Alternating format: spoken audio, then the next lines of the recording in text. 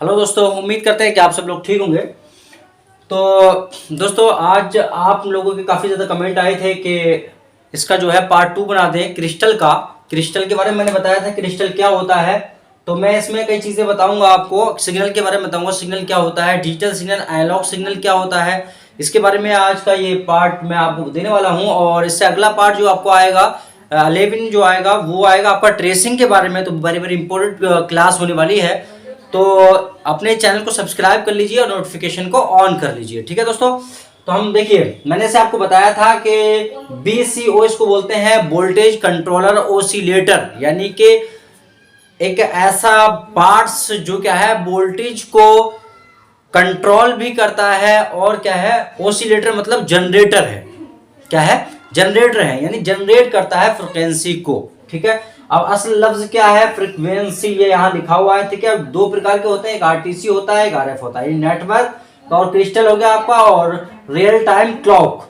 ठीक है, तो इसका क्या काम होता है? फ्रीक्वेंसी को जनरेट करने का काम होता है। ठीक है, अब ये मीडियाटेक और कॉलकॉम अलग अलग इसको इस्तेमाल करते हैं। कोई 26 मेगाहर्ट्ज की फ्रीक्वेंसी को इस्तेमाल करता है, कोई इससे ज़्यादा, कोई इससे कम। अलग अलग अपना एक फंडा है। ठीक है, तो हम बस सबसे पहले बात करने वाले हैं कि फ्रीक्वेंसी क्या होती है। ठीक है, और इसकी ज़रूरत क्यों पड़ती है मोबाइल में। तो देखिए, AC करंट और DC करंट, इसको थोड़ा सा समझना जरूरी है। देखिए, जो AC करंट होता है उसके अंदर ऑलरेडी फ्रीक्वेंसी होती है, उसमें ऑलरेडी फ्रीक्वेंसी होती है, लेकिन DC करंट के अंदर फ्रीक्वेंसी नहीं होती है।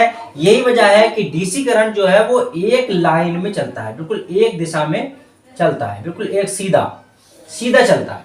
अगर यहाँ पे ये मान लीजिए, सपोज कर लीजिए, अगर यहाँ पे ये 5 वोल्ट होगा, ठीक है, तो यहाँ भी ये 5 वोल्ट ही आपको मिलेगा। ठीक है, बिल्कुल सीधा चलता है ये। ठीक है, ये कम ज्यादा नहीं होता है।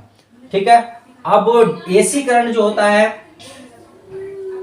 जो हमारा AC करंट होता है लाइट का, तो ये कुछ इस तरह से चलता है, ये इस तरह से चलता है AC करंट। ठीक है, क्यों? क्योंकि इसके अंदर ऑलरेडी फ्रिक्वेंसी होती है। ठीक है, और कितनी फ्रिक्वेंसी होती है इसके अंदर? तो अपने इंडिया के अंदर जो है 50 हर्ट्ज, यानी 50 हर्ट्ज की फ्रिक्वेंसी इसके अंदर होती है। यानी हमारे घर में लगा हुआ बल्ब अगर आप उसको नापेंगे तो वो एक सेकेंड में 50 मरतबा ऑन ऑफ करता है। मैंने बताया था पहले भी क्या सब स्विचिंग करते हैं।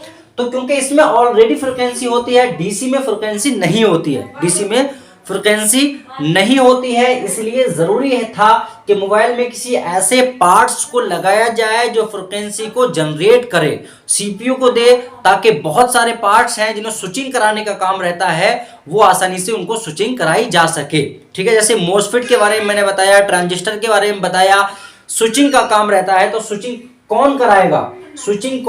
तो स्विचिंग के लिए जरूरी है फ्रिक्वेंसी का होना, और फ्रिक्वेंसी DC के अंदर तो होती है, DC करंट के अंदर, तो इसको फ्रिक्वेंसी बनाने का, जनरेट करने के लिए, बनाने के लिए लगाया जाता है तुम्हारा क्या है? क्रिस्टल, मोबाइल के अंदर। तो आपके समझ में आ गया होगा कि फ्रिक्वेंसी क्या है। ठीक है, अब हम बात करते हैं सिग्नल की, कि सिग्नल क्या है। तो देखिए, सिग्नल कई तरह का होता है, लेकिन हमारे फोन में क्या है, मतलब फोनों के अंदर, लैपटॉप्स के अंदर, इलेक्ट्रॉनिक्स के अंदर क्या है? एक इलेक्ट्रॉनिक सिग्नल होता है। इसकी मिसाल देखिए, सिग्नल है क्या? असल में किसी चीज की इंफॉर्मेशन पहुंचाने को सिग्नल क्या कहते हैं। ठीक है, तो अब सिग्नल आप समझ सकते हैं, सिग्नल कई तरह का होता है। जैसे हाईवे पर रेड लाइट लगी होती है, जैसे ही वो रेड जलती है ट्रैफिक रुक जाता है। क्यों? क्योंकि वो एक तरह का सिग्नल है ट्रैफिक रोकने के लिए। जैसे वो ग्रीन होती है, सारी गाड़ियां आगे चलने लगती हैं, हम लोग आगे बढ़ने लगते हैं। क्यों? क्योंकि वो हमें सिग्नल मिलता है कि अब क्या हम आगे बढ़ सकते हैं। तो ये ट्रैफिक सिग्नल हो गया। इस तरह से बहुत सारे सिग्नल होते हैं।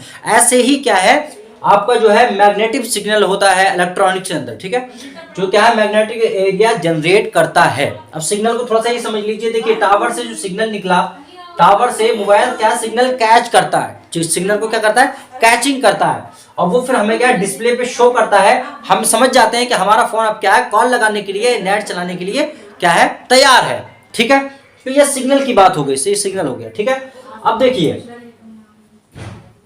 डिजिटल सिग्नल और एनालॉग सिग्नल मैंने बताया था आपको किस तरह का होता है। देखिए, डिजिटल सिग्नल जो होता है वो हर लम्हा बदलता है, हर लम्हा क्या होता है, वो सॉरी, एनालॉग सिग्नल जो होता है वो हर लम्हा चेंज होता है, हर लम्हा हर सेकेंड क्या है बदलता है। लेकिन एनालॉग सिग्नल जो होता है वो हर लम्हा नहीं बदलता है, बदलता तो है लेकिन हर लम्हा नहीं बदलता। वो अपना कंडीशन जो है एक इस तरह से रहता है। मैं थोड़ा समझा देता हूं। देखिए ये आपका एनालॉग सिग्नल है, ठीक है, ये हर लम्हा बदल रहा है, देखिए हर सेकेंड बदल रहा है, हर सेकेंड क्या है बदल रहा है। लेकिन एनालॉग सिग्नल जो है वो क्या है, इस तरह से चलेगा आपका,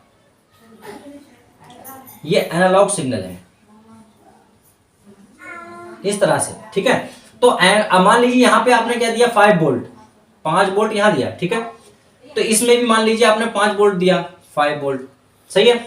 ये एनालॉग सिग्नल हो गया, ये आपका डिजिटल हो गया। देखिए तो यहां से आपने 5 वोल्ट दिया तो यहां पे क्या है, ये 5 वोल्ट ही रहेगा। कितना रहेगा, 5 वोल्ट ही रहेगा। लेकिन यहां पे जब आएगा नीचे तो क्या हो जाएगा, 0 0, क्या हो जाएगा 0 0। लेकिन जब यहां पहुंच जाएगा तो फिर कितना हो जाएगा, फिर 5 हो जाएगा। लेकिन जब ये यहां नीचे गिरेगा तो फिर 0 0 हो जाएगा।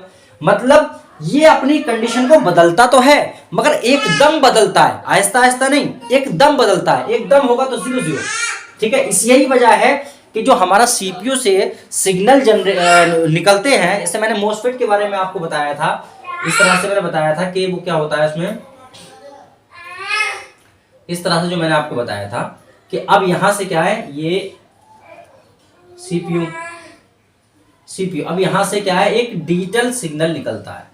मैंने बताया था आपको एक डिजिटल सिग्नल क्या है निकलता है, ठीक है। अब मान लीजिए यहां से कितना निकला है, ये 1 वोल्ट का 1.5 वोल्ट, ठीक है। तो यहां से ये 5 वोल्ट निकला तो यहां पे कितना मिले, यहां कितना रहेगा 1.5 ही रहेगा यहां पे, ठीक है। लेकिन यहां जब आएगा तो बिल्कुल 0 0 हो जाएगा, बिल्कुल 0 0।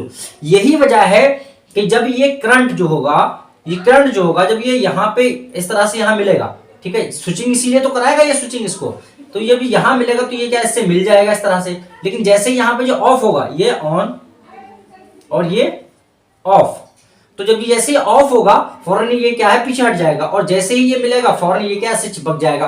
तो यही फ्रिक्वेंसी होती है, फ्रिक्वेंसी यही तो है भाई, फ्रिक्वेंसी यही तो है, इसी तरह स्विचिंग कराती है। अब डीसी अगर इसमें हम फ्रिक्वेंसी ना जनरेट करे, सीपीयू को ये रन ना करेगा तो ये क्या है, डीसी करंट से मोबाइल चलता है। डीसी करंट क्या होता है, बिल्कुल सीधा, एकदम सीधी लकीर। तो ये क्या है, स्विचिंग नहीं करा सकता, स्विचिंग क्या है नहीं करा सकता। तो मोबाइल के अंदर जरूरी है फ्रिक्वेंसी का बनना, ठीक है।